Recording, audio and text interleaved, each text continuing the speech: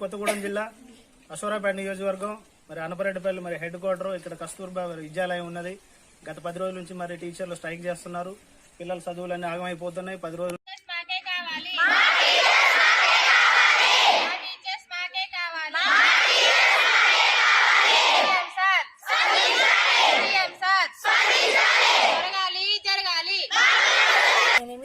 Maheshwari I'm studying first MPC.